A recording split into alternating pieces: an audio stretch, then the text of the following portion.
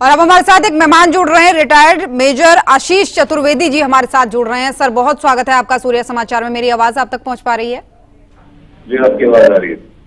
Sir देखिए, पहला सवाल तो आपसे यही कि जो ये सिचुएशन अभी चल रही है, अभी विदेश मंत्रालय और सेना ने प्रेस ब्रीफिंग भी की, उसमें भी जो सबसे मेजर बात यही थी कि पाकिस्तान की तरफ से हमला हो रहा है, यहां से ताबड़तोड़ जवाबी कार्रवाई हो रही है, बिल्कुल उनके जो भी नापाक हरकतें हैं उसको नाकाम किया जा रहा है।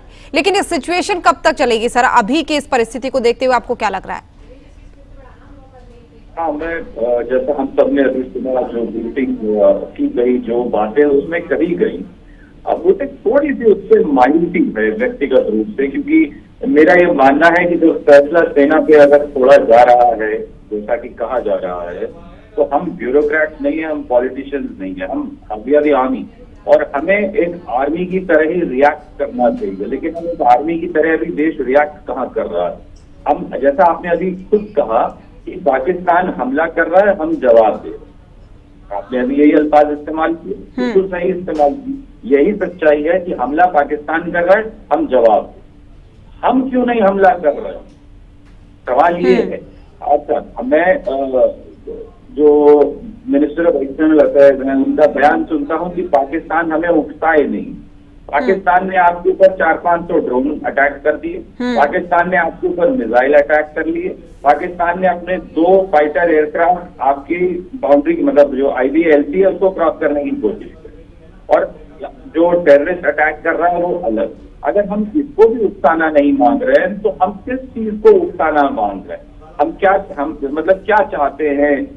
हमारे एक्सटर्नल अफेयर्स मिनिस्टर वो सीधे जनरल मुनीर को फोन करके बता दें कि भाई तुम ये करो, तब मैं मानूंगा कि तुम मुझे उकसा रहे हो। अब तो यही बचा है।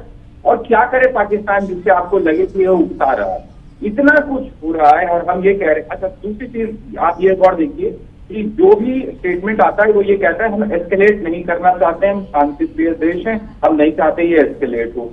मतलब पाकिस्तान ही फैसला करेगा कि लड़ाई होनी है, और पाकिस्तान ही फैसला करेगा कि नहीं लड़ाई होनी है। हम केवल जो है उससे रिएक्ट करते रहेंगे। अगर वो कहेगा नहीं लड़ना है तो हम कहेंगे साहब ओके ठीक है नहीं लड़ना है, वो कहेगा नहीं हमें लड़ना है तो हम कहेंगे ओके लड़ना है।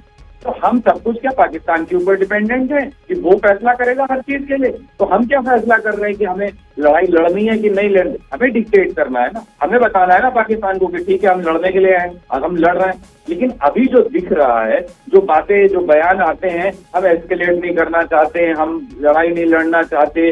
अरे सर, सब कुछ इतना कुछ कर रहा है, आप लड़ाई नहीं लड़ना चाहते, आप करना क्या चाहते? ठीक, तो सर ये बताइए, अभी जो प्रेस कॉन्फ्रेंस की गई, इसमें साफ तौर पर ये नजर आया कि हमारे सिविलियंस को भी टारगेट किया जा रहा है, अस्पतालों को भी टारगेट किया जा रहा है, और कुछ ऐसी सेंसिटिव एरियाज है वहां पर ज्यादा ये चीजें की जा रही है। लेकिन जब जवाबी कार्रवाई यहां से होती है तो उनके 4 एयरबेस भी ध्वस्त किए जाते हैं। तो इसके क्या मायने हैं? इससे कितना नुकसान उसको पहुंचता है पाकिस्तान हमारे सिविलियंस को टारगेट कर रहा है। जब आप हमारे सिविलियंस पे मोर्टार, आप उनसे जो है मिसाइल, ड्रोन सब कुछ कर रहे हैं, तो आप एक तरीके से वॉर को डिक्लेयर कर रहे हैं। बस आप ऑफिशियली उस चीज का ऐलान नहीं कर रहे हैं, लेकिन आप लड़ाई तो लड़ रहे हैं। आप हमारे देश की रिहायशी इलाकों में बमबारी कर रहे हैं, मिसाइल अटैक कर रहे हैं। वो तो देखिए कि सारा कुछ इंटरसेप्ट किया जा रहा है, वरना अभी तक कम से कम 50,000 लोग मर जाते हैं हमारे देश में। तो जितने उन्होंने ड्रोन अटैक किए हैं और जितने मिसाइल अटैक किए हैं, अगर उनको रोका नहीं गया होता तो कम से कम 50,000 कैजुअलिटी होती है आज हमारे अंदर। तो आप तब भी जो है पता नहीं किस चीज का इंतजार कर रहे हैं। क्या हम कि हमें जो है अभी एक कन्फाइंड, रिस्ट्रिक्टेड, नॉन एस्केलेटरी, ये शब्द था, ये ब्यूरोक्रेसी और पॉलिटिशियंस के लिए छोड़ दी जाइए। आर्मी की शब्दावली नहीं है, आर्मी मुंह जुबानी नहीं बोलती, आर्मी का काम बोलता है। तो ऐसा काम होना चाहिए कि ना कि रूह कांप जाए, अगल बगल 2-4 देशों की रूह कांपनी चाहिए। यहाँ दखल अंदाजी नहीं करनी, वो है एक एक्चुअल रिस्पॉन्स, उसे मानता हूं मैं। लेकिन सर कुछ तस्वीरें भी आज आर्मी के द्वारा जारी की गई और यहाँ तक कि कुछ रनवे भी उनके डिस्ट्रॉय किए गए हैं। तो इससे कितना उनको नुकसान पहुंचता है? फिर यूँ कहा जाए कि इसके क्या मायने हो सकते हैं? बहुत अच्छी बात है आप अगर उनके रनवे को डिस्ट्रॉय करते हैं, बिल्कुल बहुत अच्छी बात है। बट वही है ना कि अगर आप रनवे डिस्ट्रॉय करते हैं, फिर एक रनवे को रिपेयर करने में कुछ 4 से 5 दिन लगते हैं। तो 4 से 5 दिन में वो अपना रनवे वापस रिपेयर कर लेंगे। यदि आप उस 4-5 दिन में उनके ऊपर चढ़ाई कर देते हैं, तब तो आपका रनवे डिस्ट्रॉय करना कुछ कारगर हुआ। ये अभी आप देखिए कि पाकिस्तान को 20,000 करोड़ जो है वो IMF जो है फंडिंग दे रहा है। अब वो जो पैसा उसको मिलेगा तो वो उससे कोई निर्माण थोड़ी करेगा, वो हथियार खरीदेगा, आतंकवादियों की फंडिंग करेगा और हमारे खिलाफ इस्तेमाल करेगा। और हम इंतजार करेंगे अगर कि भाई उसको पैसा पहुंच जाए, वो पैसे से खरीद ले और फिर हम कुछ करें, वो तो समझदारी नहीं हुई।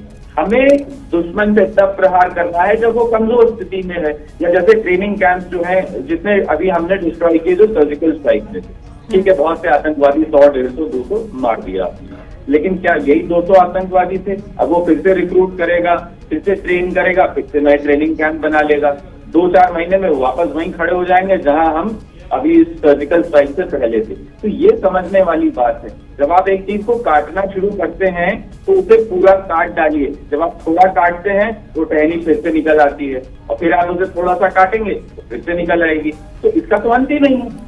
लेकिन सर, पाकिस्तान जैसा देश जिसकी आर्थिक स्थिति भी बहुत अच्छी नहीं है और हम सभी जानते हैं कि उनकी स्थिति क्या है, लेकिन ऐसे समय में इतना अगर वो ऐसी सिचुएशन को क्रिएट करना चाहते हैं, हथियार और ज्यादा इस्तेमाल हमारे खिलाफ करना चाहते हैं, तो कोई इंटरनेशनल शक्तियां आपको ऐसी लगती है अंतर्राष्ट्रीय स्तर पे जो उसे हिडन रूप से सपोर्ट कर रही हों, या इसका पूरा जो क्रेडिट हम कहें इस आतंकवाद का सिर्फ पाकिस्तान को ही जाता है?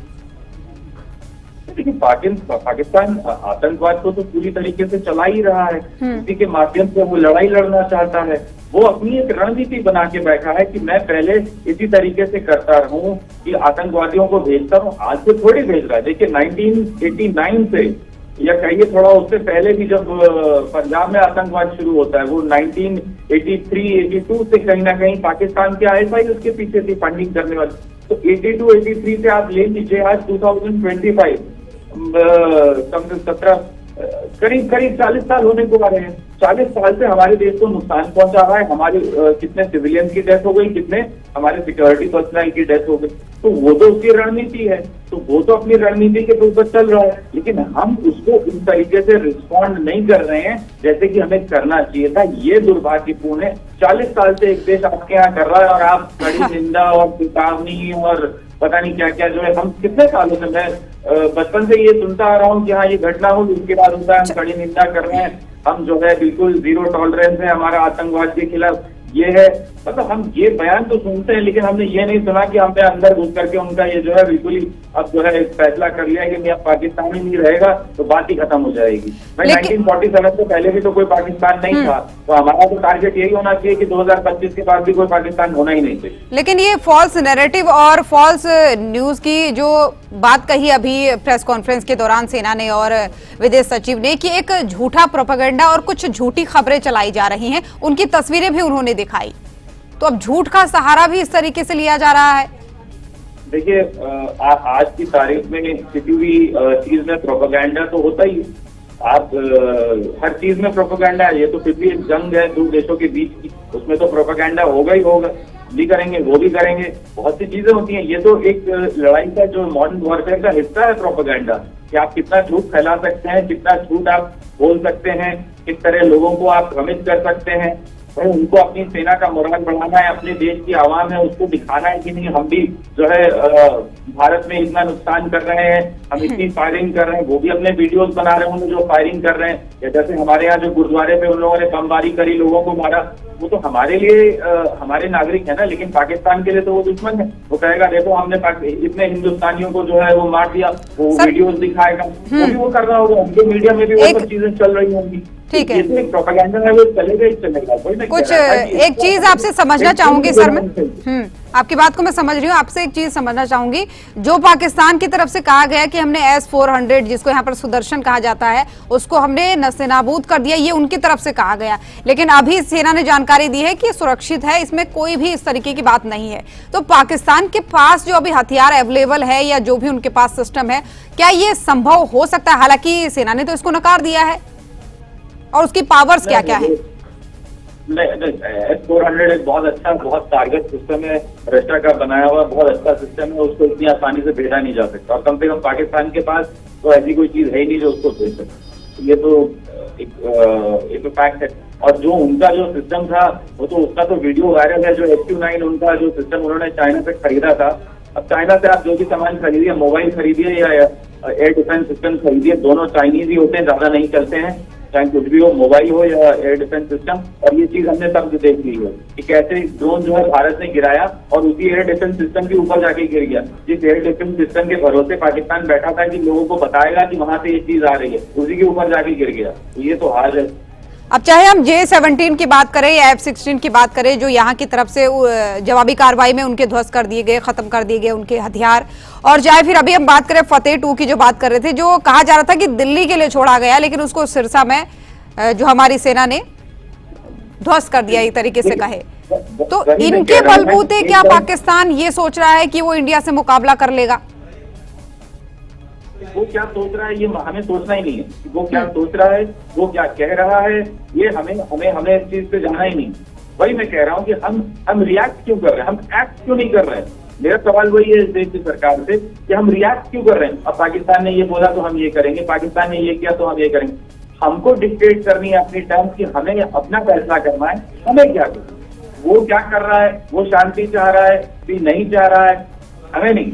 हमें पाकिस्तान का खात्मा चाहिए। और ये बात मैं हमें जब कहता हूं तो मैं 150 करोड़ भारतीयों की आवाज है कि भाई हमें पाकिस्तान का खात्मा चाहिए, उससे कम कुछ नहीं है।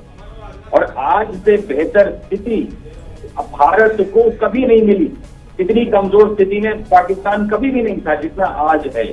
ये सच्चाई है। जो भी लोग जानते हैं, जो थोड़ी समझ रखते हैं कि कैसे लड़ाइयां होती हैं, वो जानते हैं कि इससे बेहतर मौका, गोल्डन अपॉर्चुनिटी है हिंदुस्तान के पास पाकिस्तान को तबाह करने। बिल्कुल, लेकिन औपचारिक युद्ध तो हम इसको नहीं कह सकते, हालांकि पाकिस्तान इसको इसी तरीके से ले रहा है सर। लेकिन औपचारिक युद्ध की ऐसी परिस्थितियों में आपको क्या लगता है, क्या परिस्थितियां बन सकती है जो स्थिति अभी चल रही है?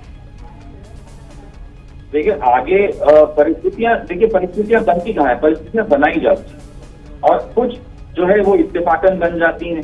आज इत्तेफाकन कुछ ऐसी चीजें बनी हुई हैं कि लोग जो बड़े देश, मेनली अमेरिका जो सपोर्ट किया करता था पाकिस्तान का, 80% उसका इक्विपमेंट जो होता था पाकिस्तान के पास, डिफेंस इक्विपमेंट, वो अमेरिका का होता था, वो ठीक ठाक हुआ करता था। लेकिन मौजूदा परिस्थिति में 80%, 70 से 80% इक्विपमेंट जो पाकिस्तान आज इस्तेमाल कर रहा है वो मेड इन चाइना है।